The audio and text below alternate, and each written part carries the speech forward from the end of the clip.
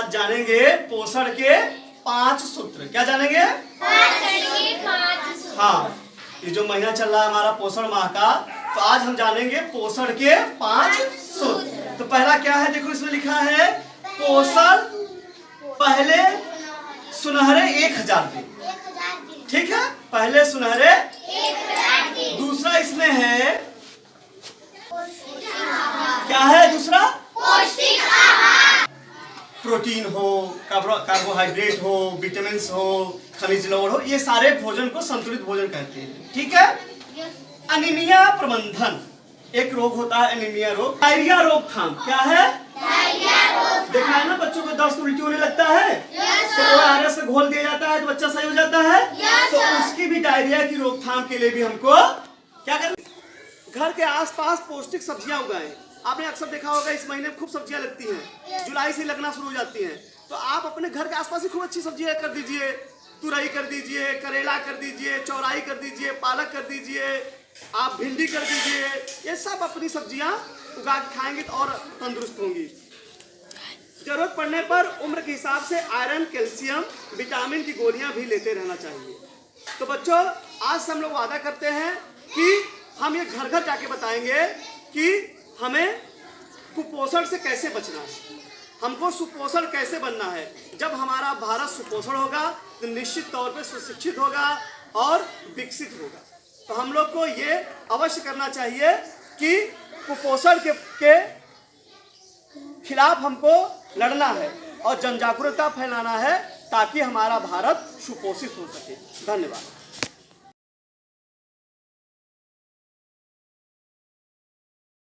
हमें महामारी के प्रति लोग जागरूक करना है, कपड़े का कैसे निस्तारण करना है, कपड़े न प्रयोग करके हमको सैनिटरी पैड करना चाहिए, इसका कहाँ इसको निकाला करना चाहिए। हमारे स्कूलों में सैनिटरी वो इंसिनेटर बन गए हैं, वहाँ इसका उपयोग किया जाए ताकि इससे बीमारियां न फैले।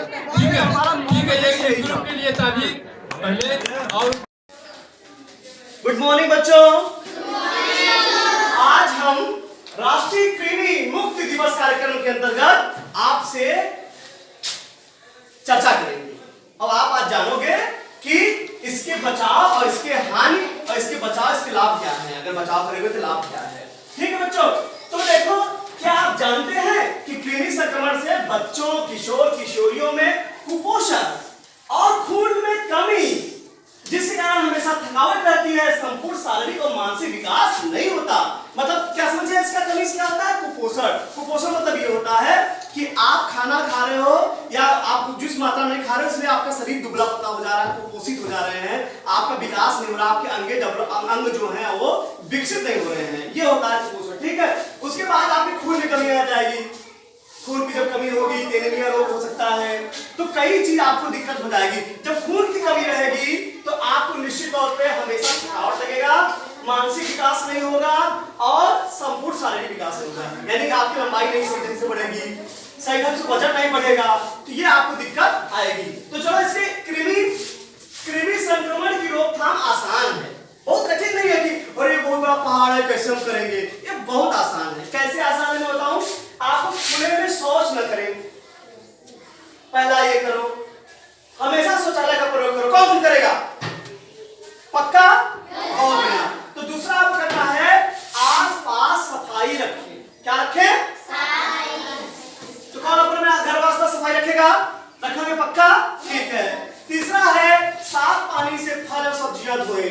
जब भी आपके घर में खाना बन रहा हो तो मम्मी सब्जियां अच्छे से धो लो, क्योंकि इसमें कीड़े भी हो सकते हैं, कुछ भी हो सकता है। बरसात का महीना है और बरसात महीने में बहुत रोग फैलते हैं, इसमें भी बचाव हमको करना है। हमेशा साफ पानी पिए, खाने की ढक्कन रखें। साफ पानी मतलब ये होता है कि अगर आप लाए हैं तो उसको ढक के रखिए, उसमें मक्खियां वगैरह न बैठे, जब ढका रहेगा साफ सुथरा रहेगा। फिर दूसरी बात यह है कि आप उसको खाने को भी ढक के रखें। प्राय क्या होता है, हम खाना आ गया सामने और चले गए हाथ धोने या चले गए बाहर, भाई आ रहा हूं, खाना खुला है। तो कोशिश ये रहे आपकी कि खाना जब आपके सामने आए उससे पहले आप खाना का हाथ धो के रेडी रहे, ताकि खाना तुम खा ले। और मम्मी से भी कहो, मम्मी घर में जो खाना रखा है उसे ढक दो, खुले में मत रखो। नाखून साफ और छोटे रखेंगे। आप लोग अपने नाखून साफ सुथरे रखोगे? यस, छोटे रखोगे? यस, नहीं तो उसकी गंदगी होती है। जब हम खाना खाते हैं, देखो मुंह जा रहा है तो क्या होगा, गंदगी कहाँ चली गई? हमारे पेट में, पेट चला गया ना, अब तो बीमार हो जाओगे। बताओ आपकी दवा गोली कितनी बड़ी रहती है, इतनी बड़ी रहती है ना। जब वो हमको सही कर सकता है, अगर इतना गंदा चला जाएगा तो क्या होगा सोचो। ठीक है, अब आप जूते चप्पल पहन लेंगे, पक्का है ये जूते चप्पल हमेशा आप पहनो, ताकि आपको कोई गंदगी आपके पैरों से घरों में न जाए। ठीक है, अपने हाथ साबुन से धोए, विशेषकर खाने से पहले और शौच के बाद। कौन कौन खाने से पहले हाथ धोएगा साबुन से? सभी लोग धोगे? बहुत बढ़िया, शाबाश। और आप शौच के भी बाद, लैट्रिन के बाद जब आते हो तो सोचो, अगर लैट्रिन बाद गंदगी साफ करते हो और नहीं धोगे तो क्या होगा? कुछ होगा? सब गंदगी चली जाएगी अंदर। तो आपका हाथ जरूर धोना है शौच के बाद। ठीक है, और इसी कार्यक्रम के अंतर्गत हम आपका भी माप पाठ भी लेंगे और आपकी लंबाई नापेंगे और आपको बताएंगे कि आपका वजन आपके लंबाई के अनुसार है कि नहीं है। तो ये भी करना है बच्चों। आज हम आपको हाथ धोने की विधि सिखाएंगे, हैंड वॉश की क्या विधि होती है सिखाएंगे। एक इनोवेशन है सुमंक। क्या है? सुमंक मतलब होता है, एस का मतलब होता है सीधा। देखो हमने साबुन लिया, ठीक है, फिर नल से हमने पानी करके अपना हाथ गीला किया, फिर नल को बंद कर दिया, पानी कम कम को बचाना है। पहले सीधा है हाथ, है सीधा। इस तरह से हमने अब शॉप को क्या किया, रगड़ लिया। ठीक है, अब खोलकर हम इसको साबुन को यहाँ रख दिया। तो सुमंग, एस का मतलब सीधा, एम यू का मतलब उल्टा, ये देखो उल्टा हो गया। एम का मतलब मुट्ठी, एम का मतलब मुट्ठी हो गया, मुट्ठी दिख रहा है, दिख रहा है मुट्ठी ना। सुमंग, ए का मतलब अंगूठा, देखो ये देख रहे हैं ना, देख रहे हैं आप लोग, देख रहे हैं अंगूठा। सुमंग हो गया। एन, एन का मतलब नाखून, देखिए नाखून के यहाँ रगड़ना है, थी कहाँ रगड़ना है? दोनों हाथों के नाखून को, ठीक है, देखा। फिर एक के से कलाई, ठीक है। तो क्या हुआ? सुमंग। क्या हुआ? सुमंग का मतलब, एस का मतलब सीधा, यू का मतलब उल्टा, एम का मतलब मुट्ठी, ए का मतलब अंगूठा, फिर एन का मतलब नाखून, ठीक है, और के का मतलब कलाई। अब हम अपने हाथ को धो लेंगे। क्या कर लेंगे? अच्छे से तरीके से धो देंगे और पानी को ज्यादा नहीं गिराएंगे और पानी को हम बंद। देखो हाथ हमारा साफ हो गया एकदम बिल्कुल। Yes sir. अब हम अगर खाना खाएंगे तो हमें कोई बीमारी नहीं होगी।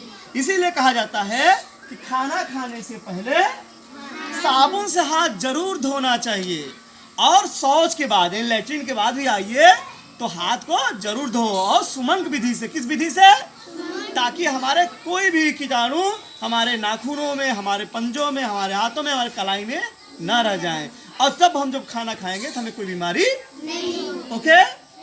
तो आप लोग किस विधि से करेंगे हाथ धोएंगे? हाँ, सुमंक विधि से। बहुत बढ़िया, शाबाश।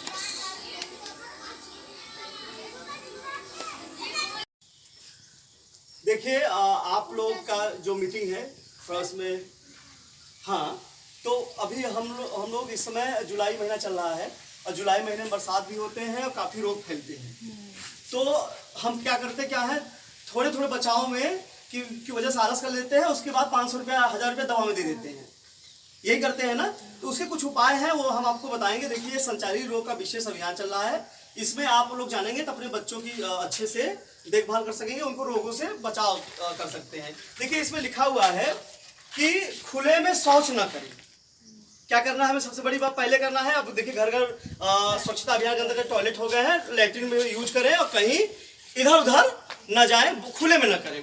और जब शौच के बाद आए तो जरूर साबुन से हाथ धोएं। हमने अपने स्कूल में ही लागू किया है, कोई भी बच्चा आए साबुन रखा हुआ है वहाँ, हाथ धो के पहले आए।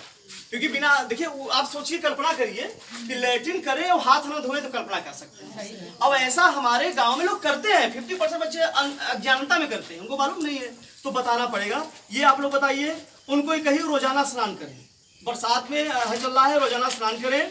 और शिक्षक विद्यार्थियों की साफ सफाई पर ध्यान दें। हम लोग का भी स्कूल में कर रहे हैं कि विद्यार्थी साफ सुथरा से रहे, और ये करना है आपको स्वच्छ पेयजल ही पिए। अमूमन देखा जा रहा है कि हैंडपंप बिगड़ा हुआ है, उसी पानी ला के पी ले रहे हैं, वो बीमारी घर रहे। या आप लाए हैं 2 घंटे सही से खुला है बाल्टी में, गए बोरे हाथ सहित को डुबो दिए फिर पी लिए, वो गलत है, वो ढक्का रहे। किसी के ढक्कन बना लीजिए आप लोग, और हमेशा वो ढका रहे और ढक के पानी को पीजिए, ठीक है, ये करना है। और आसपास जल जमा न होने दें। देखिए प्राय क्या है कि हम पानी गिराते हैं, और या तो बरसात का पानी हुआ जिससे वहाँ पानी इकट्ठा हो गया, तो हम उसे कहीं एक रास्ता बना दें, गिर चला जाए और सूख जाए। तो ये करना है कि घरों के आसपास जल न हो। मच्छर से बचने के लिए पूरी बाह वाली कमीज और पैंट पहने, इसमें मच्छर भी बहुत फैल रहे हैं आप लोग, हाँ ये पूरा पहने तो इससे बच जाएंगे। सबसे बड़ी बचाव तो यही है। दूसरा ये है कि मच्छरदानी प्रयोग, बहुत सस्ती मच्छरदानी मिलती है, हर बच्चे के मच्छरदानी कर दीजिए, अपना स्वयं लगाइए, तो मच्छरदानी जब हो जाएगी तो आप बीमारियों से बचेंगे। ये देना व्यक्तिगत साफ सफाई का भी विशेष ध्यान रखा है।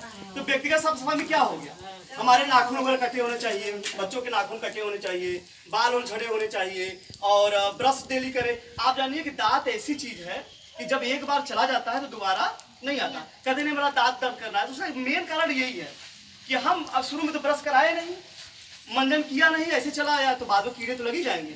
तो इसको भी बचाव करना है उनके व्यक्तिगत में। और कुपोषित बच्चों के प्रति विशेष ध्यान रखें। कुछ बच्चे ऐसे हैं कि बढ़ते ही नहीं खाते, बढ़ते ही ना भाई, मोटाते ही ना बा, तो उसका मेन लक्षण यही है कि कुपोषित है, यानी वो खा रहा है, दालें नहीं पी रहा है, खा रहा है। हमें बैलेंस डाइट एक होता है, बैलेंस डाइट मतलब होता है संतुलित भोजन होता है, जिसमें विटामिन भी हो, प्रोटीन भी हो, खनिज लवण भी हो। अभी महिलाओं के लिए क्यों कहा जाता है कि आप चौराई ये सब चीजें ज्यादा खाइए, क्योंकि प्रायः हमारे जो माहवारी होती है तो सिर्फ जो हमारे ब्लड निकल जाते हैं उसकी पूर्ति उसी से होती है। तो ये चीज बच्चों में भी है, उनको भी चाहिए, उनको भी आयरन चाहिए, प्रोटीन चाहिए। अब रोटी चौल घर में बन रहा है तो कितना कार्बोहाइड्रेट से होगा, तो आलू की सब्जी बन रहा है उसमें सोयाबीन डाल दीजिए, तो उनको बैलेंस डाइट भी देना है। बैलेंस डाइट मतलब यह है कि दाल चावल रोटी सब्जी प्रतिदिन मिले। अगर घर पे गाय है तो गाय दूध से बड़ा कुछ नहीं है, मतलब दूध संपूर्ण आहार माना जाता है, तो दूध पीने की दीजिए। और कहते माता पिता कहते भी कि अपने भले ना पिए, लेकिन बच्चों कहते कहते बुद्धि तेज हो पढ़े। तो ये चीज आप लोग करिए। तो यही हमारा था कि हम घर घर पे दस्तक दे रहे हैं, विशेष संचारी रोग नियंत्रण अभियान चल रहा है। इसी के अंतर्गत ये हमारे बच्चे आपको बताएंगे कि इसको साफ सफाई कैसे करना है। बताइए क्या करना है, क्या क्या आप करते हो? हमें अपने नाखून साफ करना चाहिए, और हमें रोज नहाना चाहिए, बाल साफ करना चाहिए, और कान साफ करना चाहिए, दांत साफ करना चाहिए, और हमें आसपास कूड़ा नहीं फेंकना चाहिए। अगर कूड़ा है तो हमको डस्टबिन में डालना चाहिए। और हल्का आ जाइए, आप बताइए क्या क्या करना चाहिए, हमें साफ सुथरा रहने के लिए क्या क्या करना चाहिए, आप क्या क्या कर रहे हैं? हम साफ सुथरे के बिना हम लोग रोज नहाना चाहिए, ब्रश कर तभी स्कूल जाना चाहिए, रेडी स्कूल जाना चाहिए। और ब्रश नहीं करते तो दांत में कीड़े पड़ जाते हैं।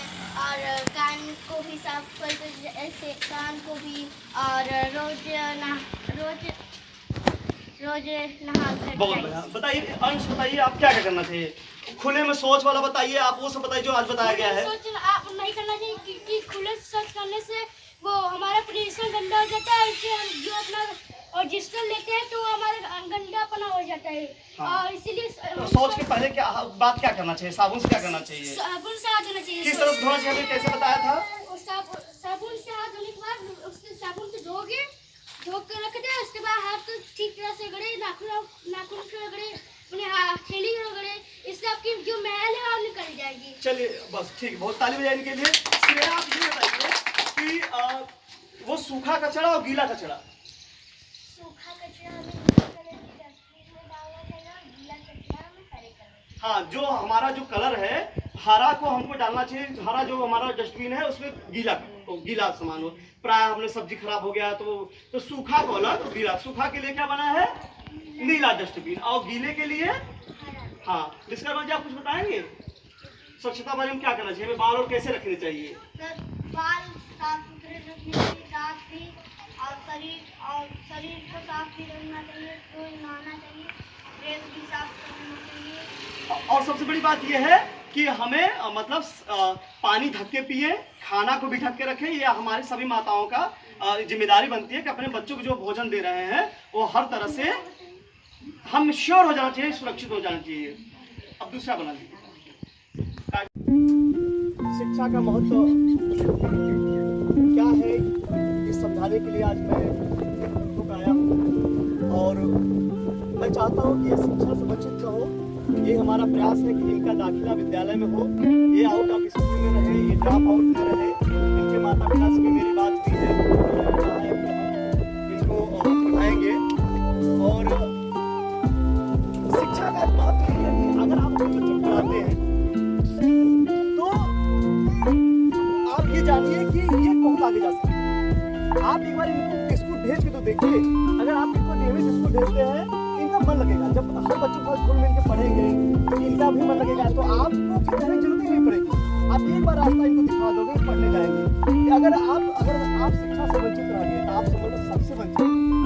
शिक्षा ही ऐसा वो है अंग है कि ये मनुष्य को बदल देता है। इन बच्चों का भविष्य शिक्षा में ही है। आपसे मैं विनम्र निवेदन करता हूँ इनको पढ़ाई से वंचित न रखिए। इस बच्चों से भी कह रहा हूँ बेटा आप अपनी पढ़ाई से वंचित न हो, आप पढ़ो, आप स्कूल के नाम लिखाओ। मैं मेरे स्कूल में आओ, मैं आपके अपने विद्यालय में नाम लिखूंगा। आपको सारी सुविधा है वहाँ पे, स्कूल ड्रेस, यूनिफॉर्म, कपड़े, खाना सब मिल रहा है।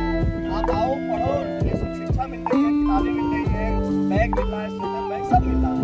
तो आपसे यही अपील है कि आप मेरे विद्यालय में उनका दाखिला कराएं। मैं इनको एक ऐसा बना के भेजूंगा, आप खुद कहोगे कि हाँ हमारा बच्चा पूरी तरह से बदल गया है और बिना इस शिक्षा के कुछ नहीं हो सकता। आप मजदूर वर्ग हैं, आप सोचो क्या ये भी मजदूरी करें आगे चल के? नहीं सोच रहे हैं ना? तो ये तभी दूर हो सकता है पढ़ा के, स्कूल में भेज कर। आप बिहार से आए हुए हैं यहाँ पे और बिहार से 5-8 महीना यहाँ रहते हैं, 4 महीना वहाँ रहते हैं, तो आपकी शिक्षा कैसे छूट रही है? तो आप यहाँ पढ़ाओ 8 महीना, जब बरसात में वहाँ जाओ तो वहाँ के नजदीकी स्कूल में पढ़ाओ। मैं एडमिशन करने का रूल भी है। आप ऐसा मत सोचो कि कुछ चाहिए, आप आधार दीजिए, अपना आधार दीजिए, एडमिशन हो जाएगा, दाखिला हो जाएगा। आप पढ़ाइए बच्चों को। आप वहाँ जाइए बिहार, हम फोन कर देंगे, आप वहाँ पढ़ाइए 4 महीना, यहाँ आइए, यहाँ पढ़ाइए, तो इनकी पढ़ाई रुकेगी नहीं। आप प्रवासी वर्ग के हैं, आप हमेशा भूख की नौकरी यहाँ काम करते हैं, यहाँ कुछ दूसरे भट्टे पे हैं, तो जहाँ निकटतम सरकारी स्कूल है वहाँ पर एडमिशन कराइए। सरकार का भी ये मंशा है कि आप शिक्षा से वंचित न रहें, क्योंकि वो भी चाहती है कि आप मजदूर हैं तो आपके बच्चे मजदूर न बने, आप अच्छे अधिकारी बने, अच्छे बिजनेसमैन बने। एक समय आए कि इन्हीं का इकट्ठा हो। ऐसा अगर उनके पास दिमाग पढ़ेंगे तभी तो ऐसा होगा। तो मैं आपसे अपील करता हूँ कि आप इनको शिक्षा से वंचित मत करें, इनका दाखिला कराएं। मेरे पास स्कूल है, आप ले चलिए, एडमिशन कराइए और पूरी जिम्मेदारी मेरी है। मैं इनको अच्छा बना के भेजूंगा। ठीक है, धन्यवाद।